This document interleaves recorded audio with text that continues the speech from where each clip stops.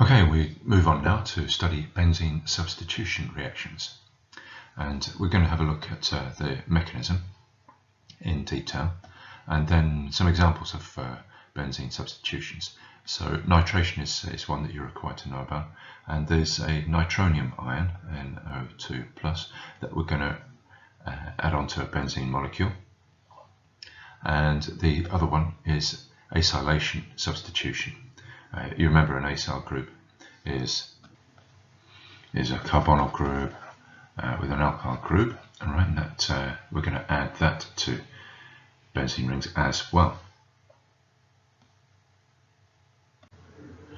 So we're going to study the detail of electrophilic substitution reactions, and just as we start doing so, let's dwell on this word substitution. If you remember that we have substitution reactions because the integrity of the ring is maintained. The integrity of the ring of delocalized electrons is maintained. It exists before and after the reaction.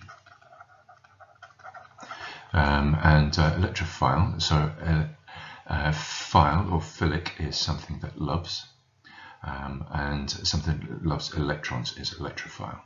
So let's write here, loves electrons. And I mentioned on the previous slide the nitronium ion, NO2+. You notice that's got a plus charge to it, and that positive charge there is going to be attracted to regions of high electron density, for example those rings above and below a benzene ring. Okay, so let's crack on, and let's start with a skeletal diagram of benzene molecule, like so.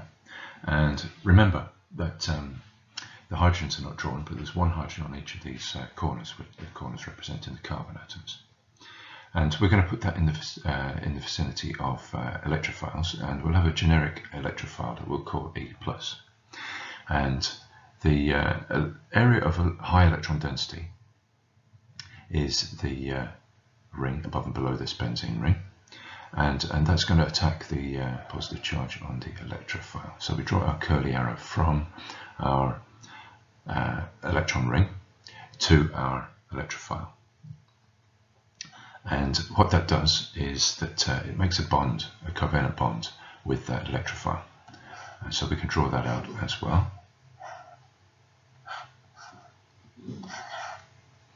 And we could pick any of the corners, any of the carbon atoms. And what we're going to do as well is we're going to draw in the hydrogen that is on that corner. And we've made now a covalent bond with that electrophile. But what we have to do now is to uncomplete our ring. So we're going to draw our ring like so, because this bond here, the electrons, the two electrons that were in that bond, were the electrons that made up that ring there. And so now, the ring, having lost two electrons, has a positive charge. So, as we've said a few times, the electron ring provides a lot of stability, which makes it unreactive. And so, if the ring is broken, that by definition means that this molecule is now unstable. And what it does in order to regain its stability is that it gets these electrons that are on the carbon-hydrogen bond and takes them back. And that arrow should go towards the positive charge. Let's draw it nicely. So that those electrons in the carbon-hydrogen bond are attracted to the positive charge, which is drawn in the middle of the benzene ring. And so what we end up with is the benzene ring, now with a complete ring again, but with an electrophile molecule attached to it, and the hydrogen, which is an ion because it's left its electrons behind, the hydrogen ion goes off. So why don't we pause and track some electrons? Actually, we've already done so. So the last thing we need to say about the generic electrophilic substitution mechanism here is that in order to make it happen, because the benzene ring is so stable, in order to make it happen, you need concentrated reagents. You need concentrated reagents.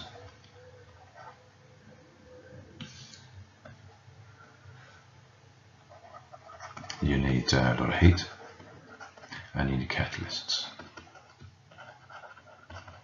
in order to make it happen. Okay, one of the substitution reactions you need to know about is nitration of a benzene ring, and so that's where we get one of the hydrogens is replaced by an NO2 group. So let's draw the actual reaction up without going through the mechanism. We'll do the mechanism in a minute. We start off with a benzene ring, and we're going to react it with nitric acid, HNO3. And we need to use some pretty aggressive conditions, so we also need a concentrated sulfuric acid catalyst. And you need a bit of heat. You need to do it at about 50 degrees Celsius. And when you do that, you get the substitution reaction, which is, as we said, you've substituted an NO2 group, a nitro group, for a hydrogen, and that makes nitrobenzene. Nitrobenzene, useful chemical, is used in the manufacture of phenylamines, which goes on to make lots of interesting things, including dyes. Let's just balance it. We've got a water molecule comes off there as well. So you can see that that's balanced. The water molecule is made from the hydrogen from the nitric acid and the oxygen that's not in the nitro group that joins the nitrobenzene molecule. So you can see that's balanced, but let's just complete it by naming our other reactant there. We've got some benzene there. Okay, so where is the electrophile, I hear you ask? And the electrophile comes from an interaction between the concentrated nitric and the concentrated sulfuric acids. So H2SO4 is our concentrated sulfuric acid, and we get a reaction between that and the nitric acid, HNO3. And what happens is that the sulfuric acid is a stronger acid than nitric acid, and so it donates a proton to the nitric acid. And when the sulfuric has lost one of its protons, it becomes a HSO4 minus, and you get this other ion called H2NO3. Now that's just a proton that's transferred, so that's now got a positive charge to it. Now this molecule, the H2NO3 molecule, is not stable, right, and that breaks down. So the H2NO3 plus, that quickly breaks down, and the water molecule leaves, and you leave the nitronium ion. So you get an NO2 plus and a water molecule. And that nitronium ion is our electrophile. That is our electrophile. Meanwhile, this water molecule interacts with the sulfuric acid molecule, like so. So our H2O water molecule interacts with our sulfuric acid H2SO4 molecule, and that makes a hydroxonium ion that you'd be familiar with from acids and bases, and a HSO4 minus ion. Right, so they are individual reactions, and the overall reaction we can write out as well. Let's do that in a slightly different colour to separate it. So we're going to start off with nitric acid, HNO3.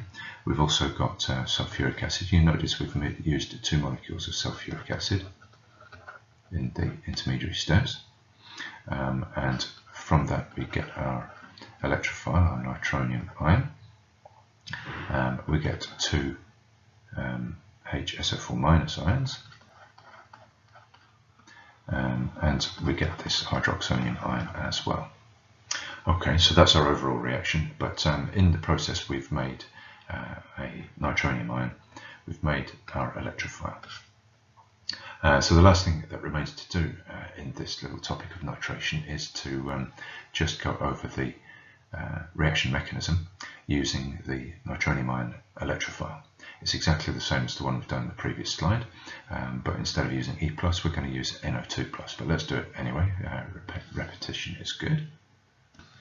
So I'm going to do it in this space here to the right of my line, and we're going to start with our benzene molecule, of course. Drop out a benzene molecule.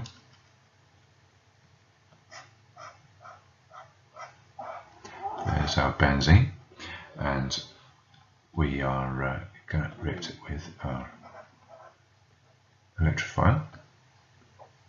Now, the arrow needs to come from the ring, and it needs to go to either the plus or the N. So the nitrogen part of the nitronium ion is the positive part, and so let's draw our arrow to the nitrogen.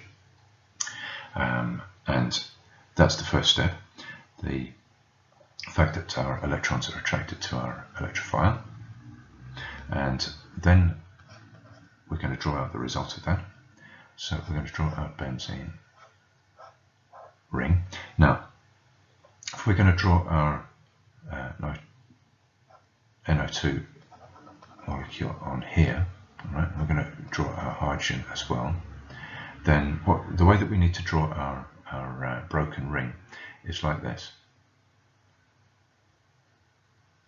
So it must not be broken past either this carbon or this carbon. That's the rule there. Let's not forget to put our plus sign in there. So that's the way we must draw our ring. And then the next step, of course, is that the electrons that make up the carbon-hydrogen bond are going to be attracted towards the middle of the ring, like so. And then we get a product, which we can draw here.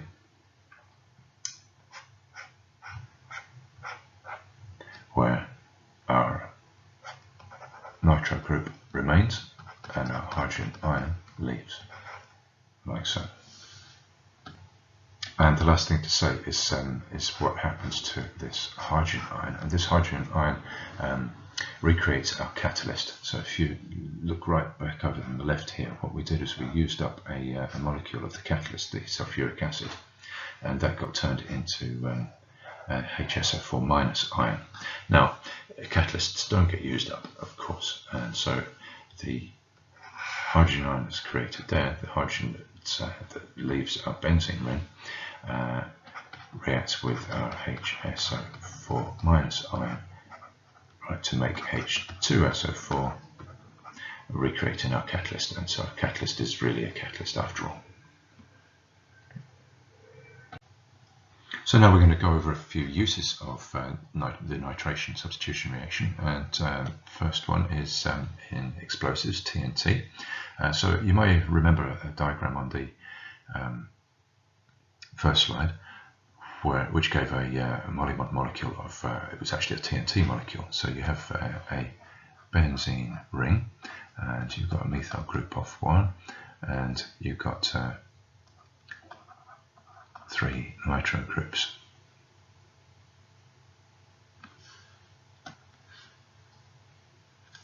You've got 3 nitro groups on 2, 4, and 6. So you'd have a nitro group on carbon 2, carbon 4, and carbon 6 as well, and that's trinitrotoluene, or 1-methyl 2,4,6 trinitro benzene, and that makes TNT, which is an explosive. Okay, so here we've got a phenylamine.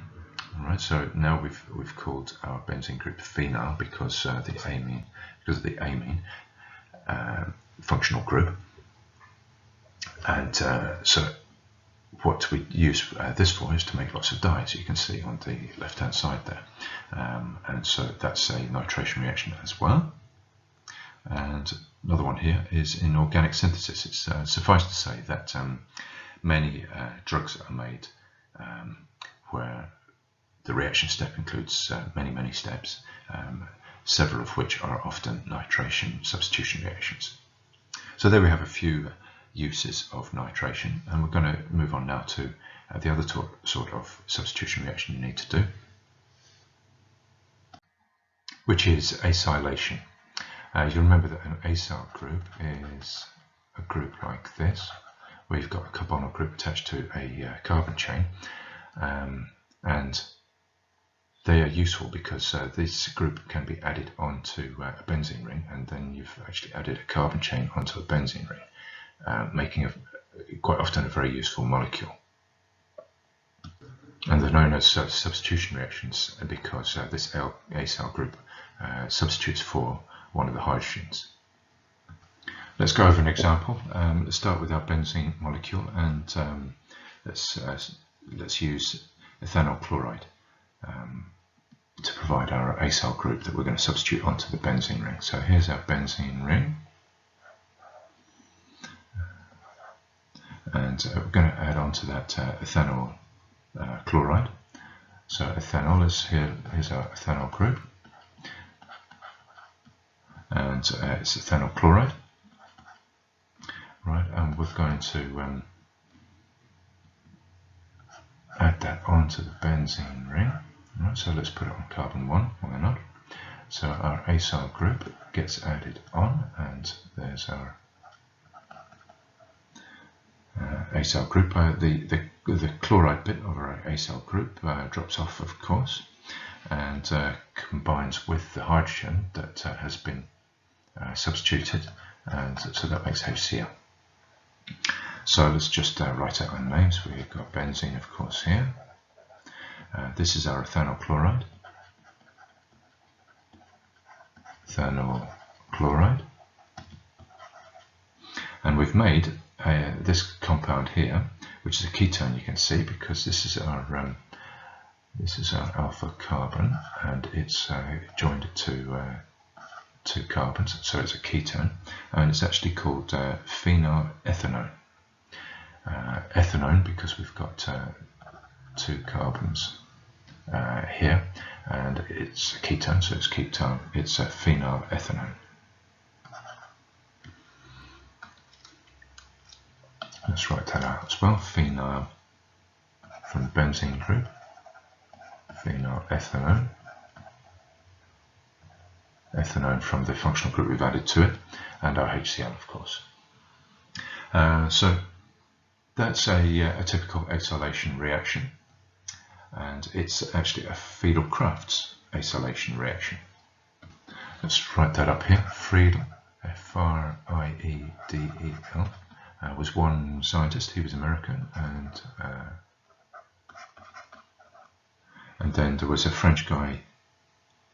No, sorry, the Friedel was French, and the American fellow was James Mason Craft.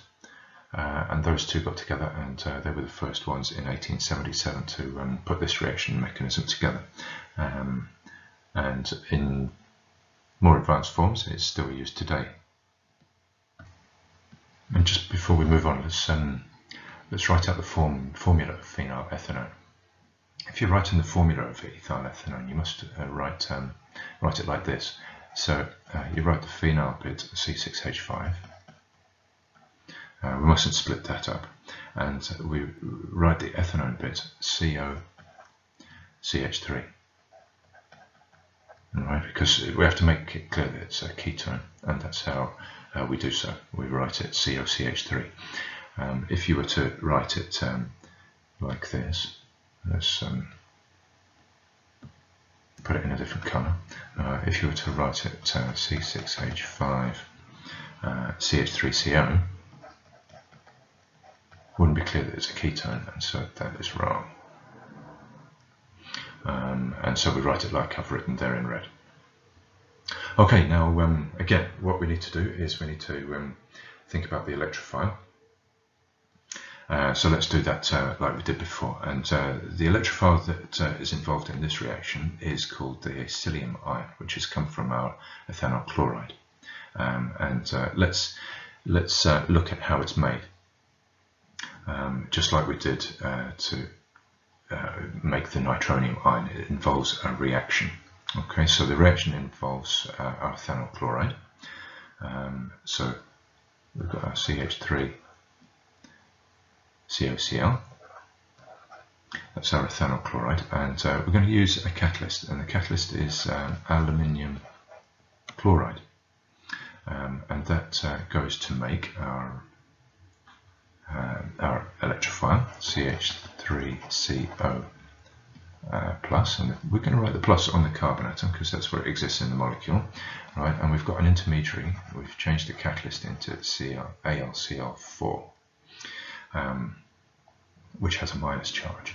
And we might just, that's all you need to know for A-level, but it's difficult to remember just like that. So what I want to do is just draw the dot structures out for you to help you remember it, but help you understand it rather.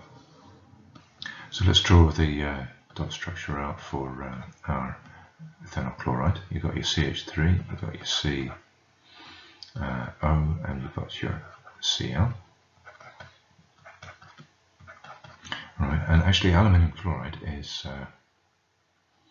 covalent, surprisingly enough. Okay, so you've got your aluminium, which is quite electropositive, and then we've got our 3 chlorines. I'm going to draw it like this. So we've got 3 chlorines, and of course what you're going to notice is that although these are covalent bonds, they're very polar because aluminium is not much interested in electrons, whereas chlorine is very interested in electrons, and so you get a very polar molecule like that with a delta positive on your aluminium, and that attracts the chlorine. So the chlorine that's on the ethanol chloride is also going to draw some electrons towards itself and make itself slightly delta negative, because it's more electronegative than the carbon that it's bonded to. What you do is you get an attraction between the chlorine and the aluminium, so that you're going to make AlCl4. All right, so there's those two electrons that are in this this bond.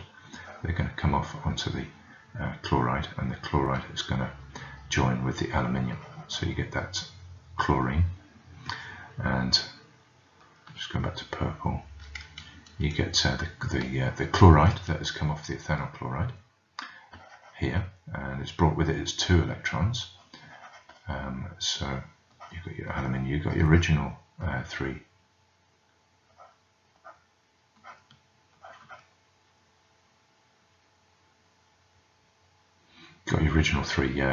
chlorines, and so this has a minus charge. This whole ion has the minus charge. So we've made that, but in the process we have also left behind the rest of our ethanol chloride molecule, which is our acyl group with a positive charge on it. So we can draw out that for completion. We've got, going back to the purple again, we can draw the rest of that molecule out.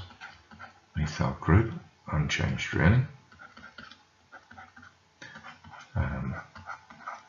But now we have this positive charge on the carbonyl carbon there, because its electron that was in its bond with the chlorine has left, and so that leaves it with that +1 positive charge. Alright, so I'm just going to draw a little block around there, a little block of red, because that is our electrophile. That is our electrophile, because it has its positive charge there, and that is what's going to get attracted to the high electron density in the benzene ring.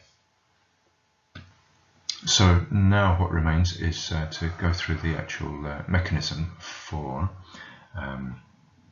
this reaction, which is very similar to the mechanism that we've done in the previous two examples. So let's start again with our benzene. There's our benzene with our high electron density ring, and we're going to have our electrophile,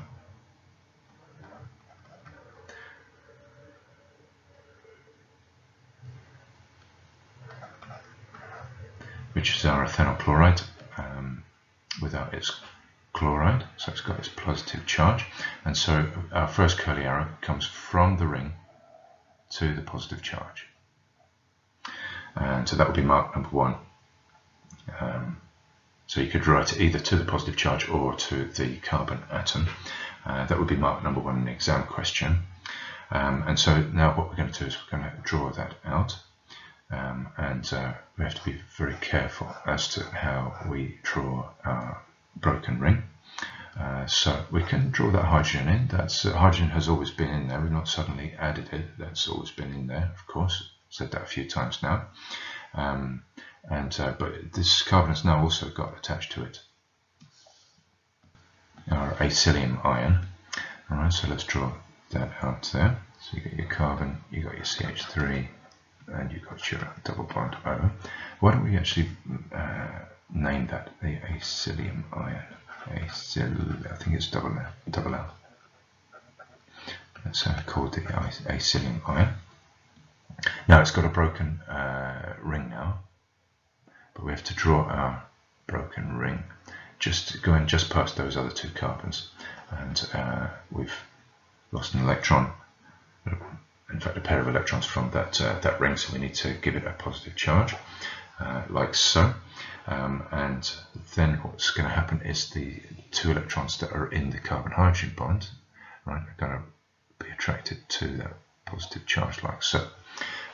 And so there's going to be 2 marks for drawing that little part of the mechanism there, the broken ring, the positive charge, and that curly arrow that I've just drawn. And so that then is going to make your final product, which we can draw out.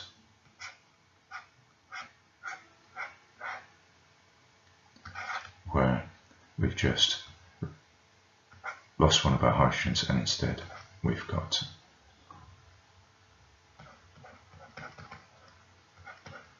this group added to it, which is our phenyl ethanone.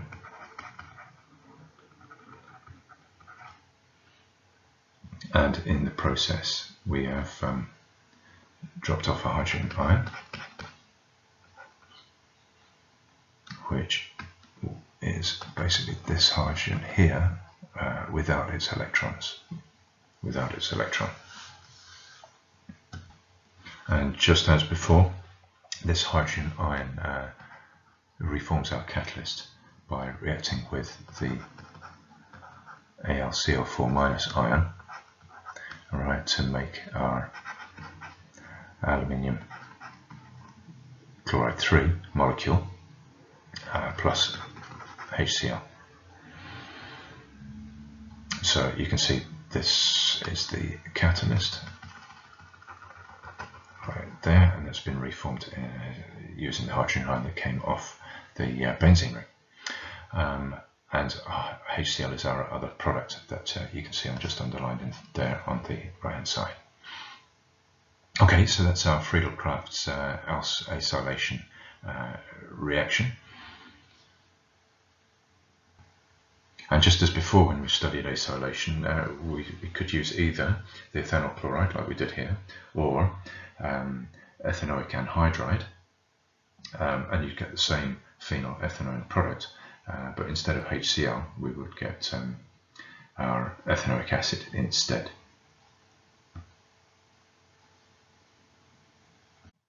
So one of the reasons this Friedel-Crafts substitution acylation is in our spec is because it's a very important reaction. Basically what we've done is we've started with a benzene molecule, like so, and we've added an acyl group to it. And we could choose whatever acyl we want. If we want a long carbon chain, we can add the long carbon chain by choosing the right acyl chloride. So that gives us a choice as to what molecule to make. And when we've made that, what we also now have is quite a reactive molecule here. This carbonyl group here we've studied in quite some detail already, and it's quite reactive, and we can do lots of redox reactions and change that into lots of different things as well.